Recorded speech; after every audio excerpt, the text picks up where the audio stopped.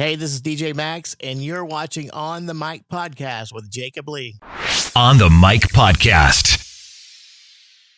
Hi guys, I'm doing DJ Max, and if you want to show what you do and all that, and a little bit a quick little intro, what you do and all that for those who don't know you. I'm DJ Max. I live in Las Vegas. I'm a Las Vegas-based DJ. Been DJing for over 30 years now. Wow. So I do a lot of corporate events, private parties, weddings. And a few years ago, right before COVID and all that, I was doing the silent discos, so you see the headphones with the different colors, the wireless headphones. So do a lot of that now. And in the beginning of 2020, I started my own online station called Max Hits Now. And that was in the middle of COVID. So that's how I got here. That's awesome. Hey.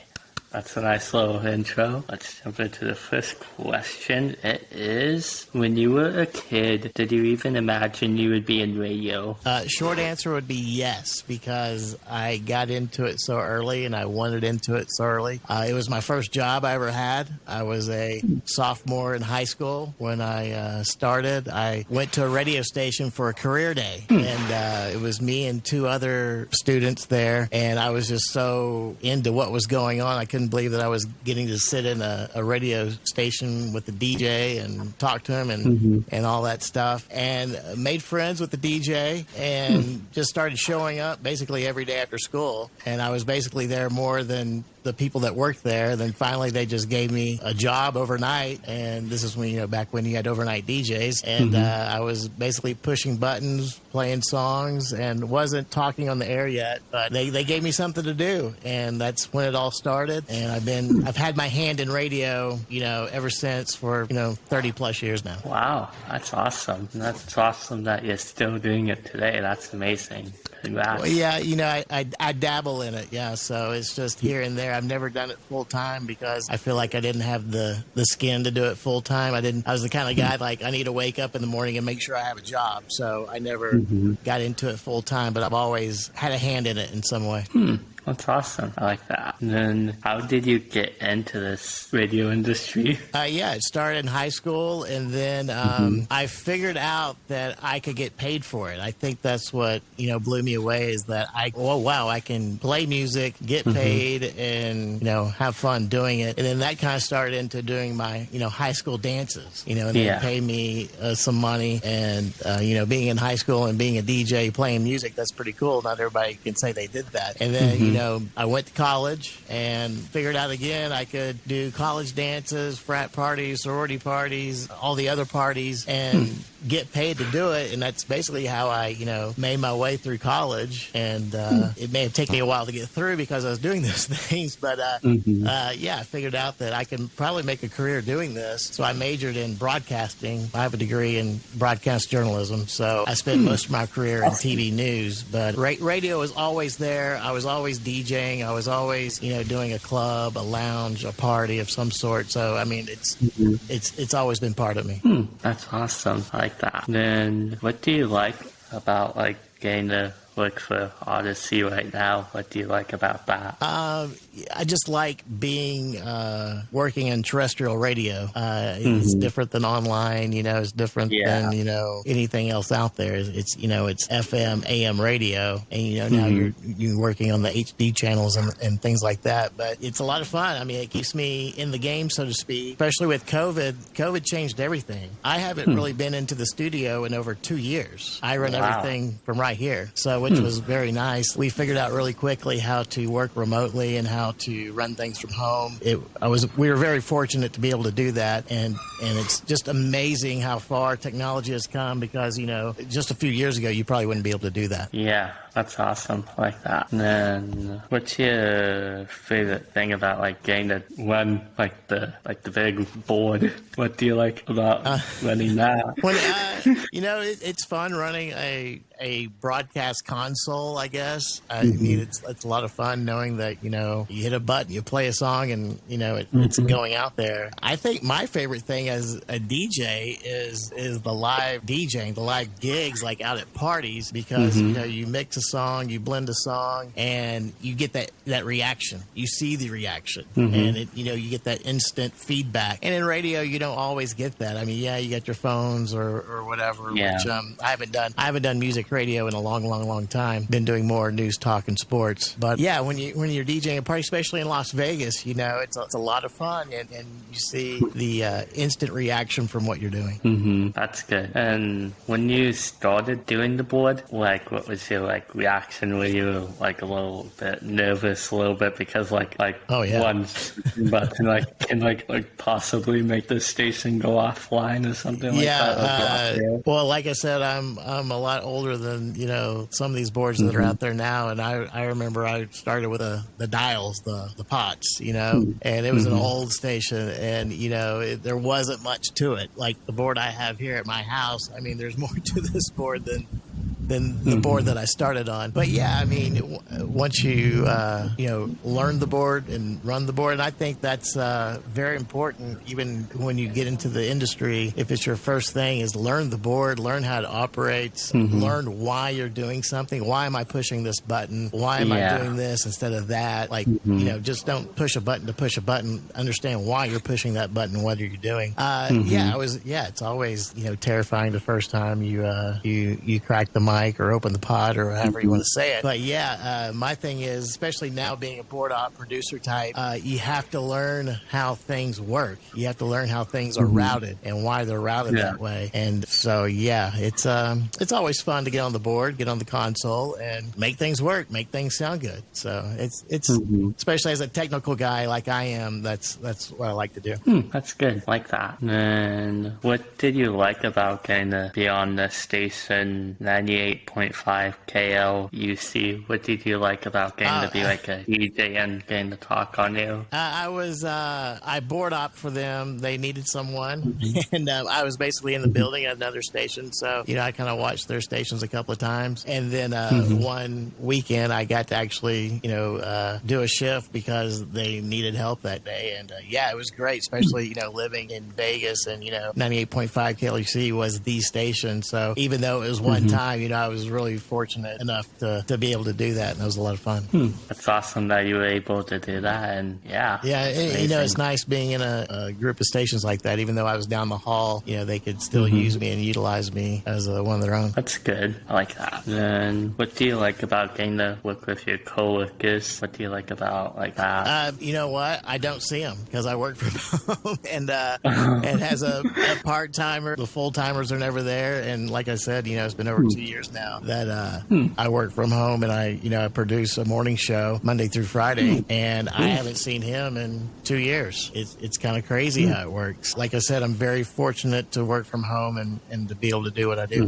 That's good. What do you like about like getting to work from home now? And yeah, before I would have to wake up really early in the morning. We're talking the middle. It was the middle of the night, and I was I wasn't a morning guy. I mean, you're waking up at 2:30, 3 a.m. to get to the station in time to make sure the 5 o'clock traffic hits or the weather update. And now I can get up at 5 a.m., walk down the hallway, and produce everything right here, get it into the system, and I don't have to worry about driving across town and all that mess. So it's just so much nicer to do it from here, and everything I can do here, I can do at the station. So I don't, it's the same thing, and I have the nice microphone, I have the editing, everything I need here. So it is so much nicer just being able to walk down the hallway to my studio and do it. That's good. That's awesome. That's nice that you have like a studio to do your fun stuff and do radio and all that. I always had the equipment, here and there, but when COVID hit, it had to come together really fast and, figure things out and,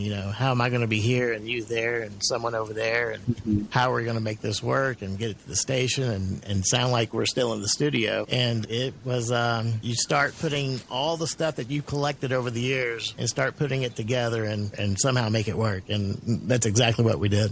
That's cool, like that. Do you want to share a little bit like about the morning show that you like do or did? Yeah, it's a 1 hour morning show.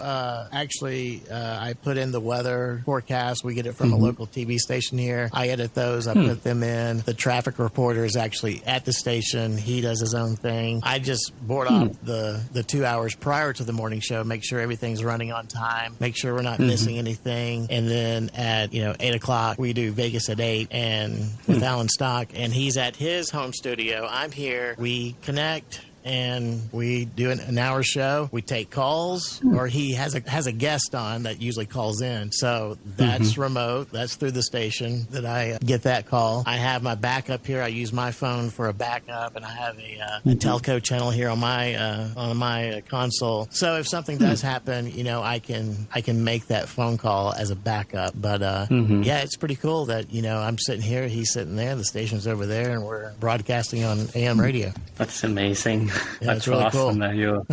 Yeah, that's amazing that you guys are like doing it from home and from the studio and still doing it. Too. Yeah, and there's really, they've talked about going back, and there's really no reason for us to do it because we're doing it so well the way we are now, and it's working. So that's good. And do you think that going to college is important to be a radio DJ? Yeah, what's your opinion on that? Short answer, not necessarily.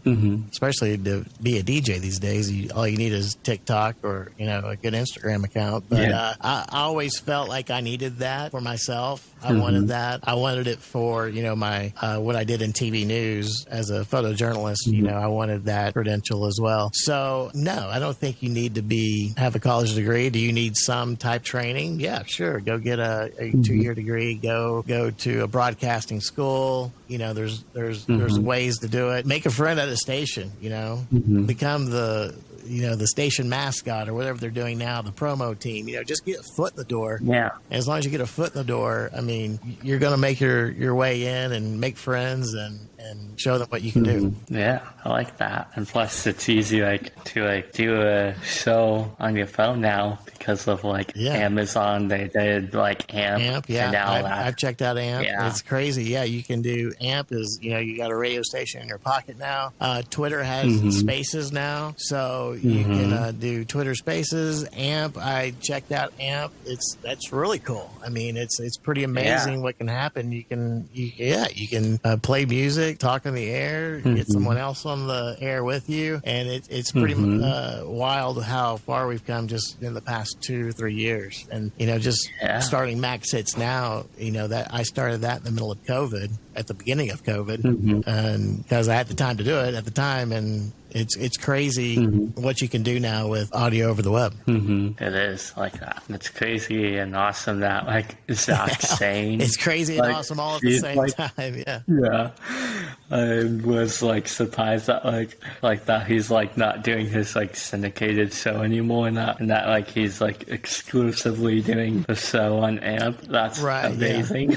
Yeah, it's you're exactly right. How something can go online like that from other avenues. Yeah, and for anyone who wants to look at iHeart or Audacy, what job do you think do you recommend starting off in to get your foot through the door? What do you recommend? Yeah, kind of like what I said earlier. I mean, it's so hard to get into these places now, these radio stations, because they're becoming regional and things like that. And I wish that it would go back to the local communities. So it makes it hard for someone trying to get into the business, and you have to start out as a board op, start out on the promo team. Start out. Honestly, I remember one of my first little gigs when I was when I was in high school at that station. I was their mascot. They got a mascot costume, and I wore it to one car remote, and that's that's probably what helped get me hired, is that I was willing to do that. And so,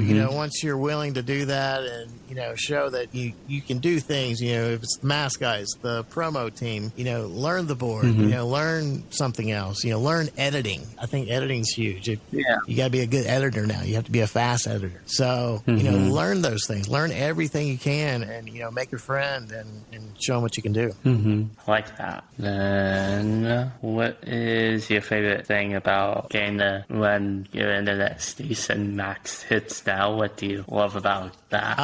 The thing that I like most about doing Max Hits Now, it's the music I like. When I first started Max Hits Now, it was basically just top 40, kind of, rhythmic, dancey, but it was still top 40. And I would listen to it. I'm like, I'm kind of bored with this. And I like country music. So, I'm going to throw in some country music. I'm going to throw in just the straight country hits, what's hot, what's coming up.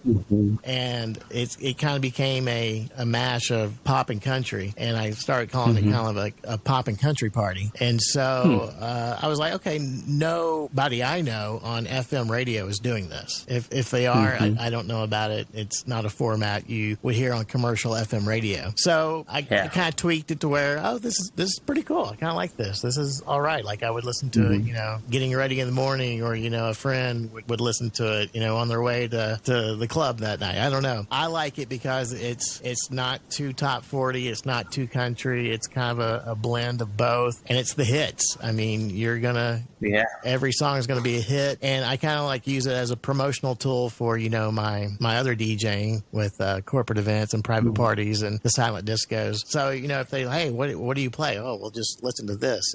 That's what I can play. And then there's a couple of times where I've mixed live from those events, like the silent discos, and I've, like you can in online radio, you just, set it up and you're broadcasting. So, or you're, internet casting, I guess you could say. And it's pretty cool. It's crazy that you can do that, and the audio sounds amazing. And you can't tell the difference that you're, out somewhere.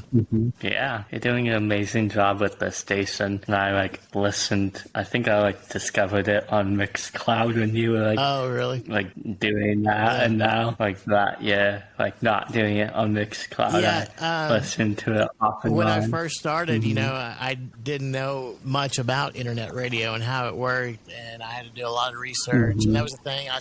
I wanted to do it at the end of 2019. I started thinking about, I want to do an internet radio station. I started planning for it, and with NAB comes to Vegas every April, the National Association of Broadcasters Convention. I started setting up meetings with these like Radio.co and Playout One and music scheduling companies, and I started setting that up in the end of 2019. Well, then COVID hit, and they shut down Vegas and pretty much everywhere else. And everyone went to Twitch and things like that. Everybody was streaming from home. All the DJs were streaming. And I was like, I need to bump this up. So what I thought was going to be more of a summer 2020 launch became a May, June launch. Probably March, April. I was hoping for April, but it ended up being, I think, May, June. I can't remember. So I had to really rush the timeline on that because, of what happened with COVID. And so it was a lot of, hurry up and learn. And, I was even, I even messaged, Mason Kelter when he had Vibes Online. I liked what he was doing, and he gave me some very good tips and information, and it just kind of went from there. And I learned the hard way. Like I would put it on, Mixcloud. I'd put it on Twitch. I'd put it on, Live 365. I did Radio.co. I did free things. I was just seeing what worked the best. And I finally just kind of settled on, okay, this is working for me. I like that, Radio.co. I like that, they have that song request widget thing. Yeah, they just came out with that, right? Yeah. I haven't had a chance to mess with that. Came out. Yeah, they just, I think they came out with it maybe last year or something. Oh, was it that long ago? Yeah, okay. I think maybe last year. Yeah, I like that too. I think the only one who has that came up with that widget idea, song request. Right, yeah. and Live 365 hasn't came out with that yet, or like Radio King and all that. Yeah, Radio King was another one that I looked at. I mean, I think I looked at them all. My thing was it had to sound good, and it had to be an easy user interface, because I'm not technical enough with that. I didn't want to learn it. I just wanted it to be easy to use, and I think Radio.co fit that for me, and the price seemed fair and right. I think the thing about Radio.com, I like their player. Their player was very clean, very easy to use compared to everyone else. Yeah, it's a bummer. Like, one thing I wish that they could maybe add in the future would be very awesome. Would be the licensing, the song licensing. I wish that they could do that. Hopefully Live 365 gives you that option, right? And I wish they would, but I think it's probably because they're in the UK, different licenses, different areas. So it's kind of. I wish. Yeah, you're right. I wish they would do that and just cover it all.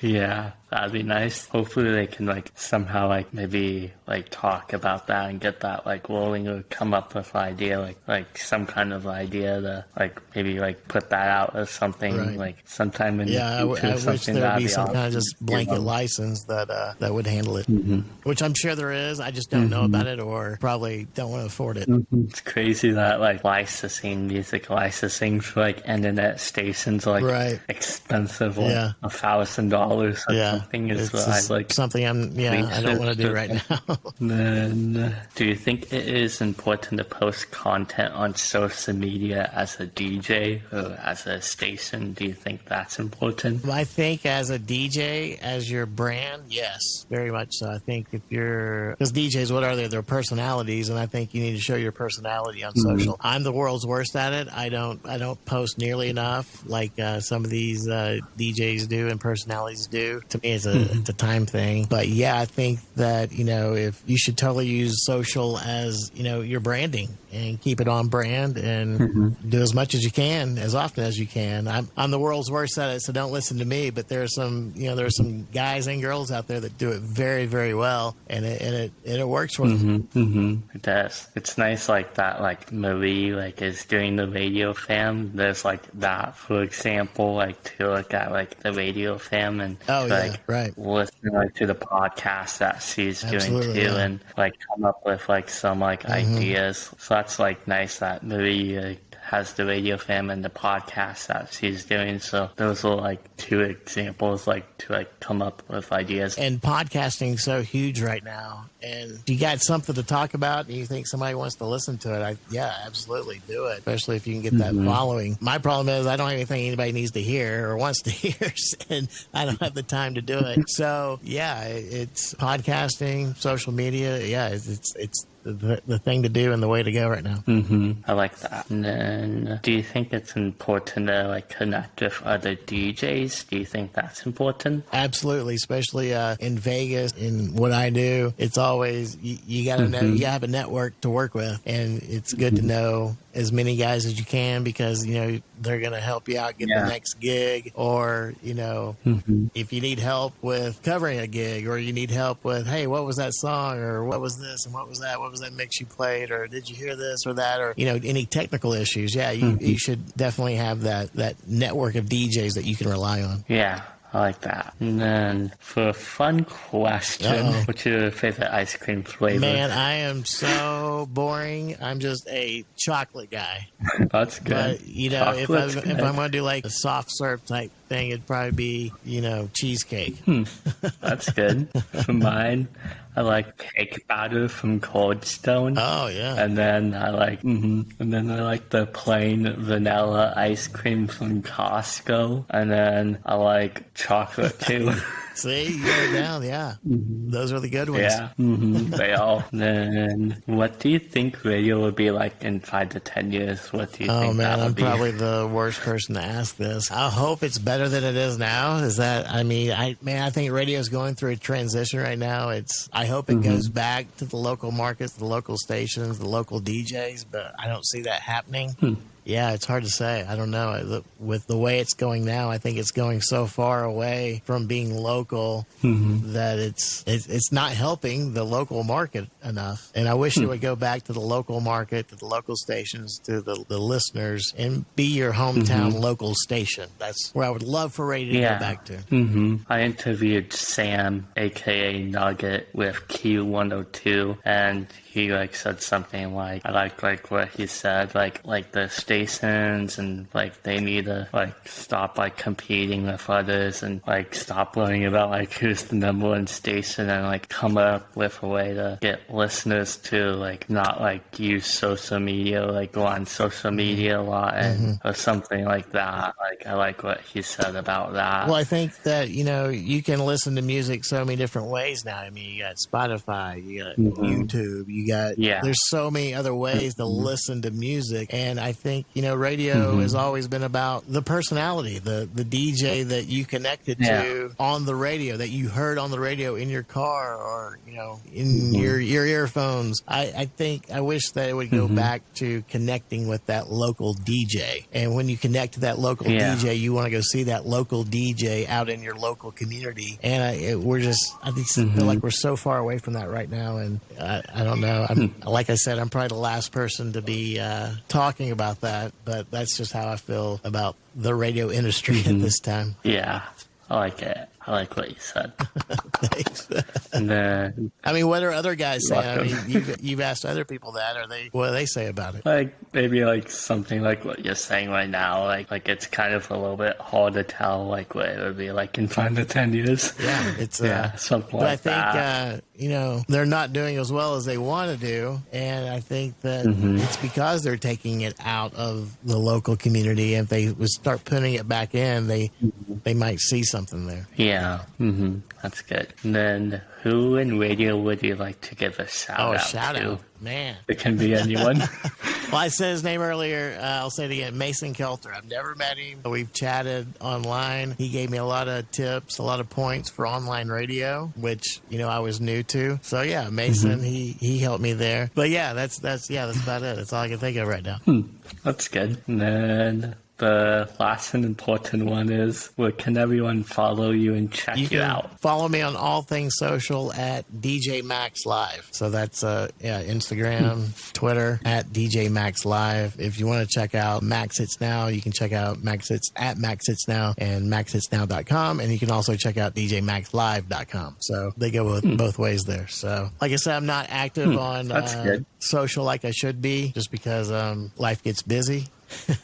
And I'm kind of a private person. I don't like to put a lot of my stuff out there. Yeah. But if I think something's interesting and somebody needs to hear about it, I'll put it out there. So, but yeah, at DJ Max Live, all things socials. Twitter's a good place to get a hold of me. Instagram. Those are the two spots.